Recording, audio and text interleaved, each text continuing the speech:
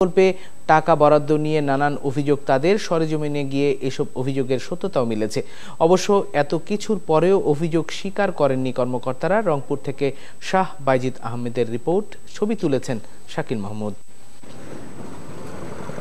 বদরগঞ্জ উপজেলা পরিষদে প্রকল্প বাস্তবায়ন কর্মকর্তার কার্যালয়ের বিশেষ এই কক্ষটিতে ফাইলপত্র নিয়ে কাজ করছেন যে লোকটি, তার পরিচয় জানা গেল তার নিজের মুখে।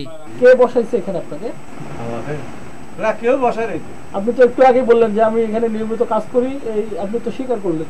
আপনাকে কে বসাইছে? নিয়মিত না, আমি এই মাস্টার ক্লাস করি যারা আছে। আপনাকে বসতে বলছে কে এখানে? সরকারি দপ্তরে বসে আমি বাড়ি দেয়, যদি কেউ করার জন্য বাড়িতে যা বসি করিয়ে আমি জমা দিয়ে চলে যাই। সরকারি কর্মকর্তা বা কর্মচারী না হয়েও সরকারি দপ্তরে চেয়ার টেবিল পেতে কাজ করা লোকটি সম্পর্কে সদুত্তর নেই প্রকল্প বাস্তবায়ন কর্মকর্তার।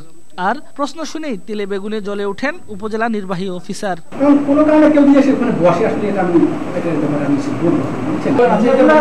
এত কথা বলার দরকার নেই এখানে।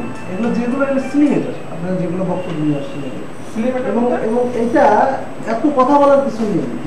পৌর এলাকার একটি মাদ্রাসার নামে বরাদ্দ হওয়া 2 মেট্রিক টন চাল উধাও হওয়ার খবরের সূত্র ধরে অনুসন্ধান শুরুর পর কেঁচো খুঁড়তে সাপের দেখা মিলল। জানা গেল আরো অনেক অদৃশ্য প্রকল্পের।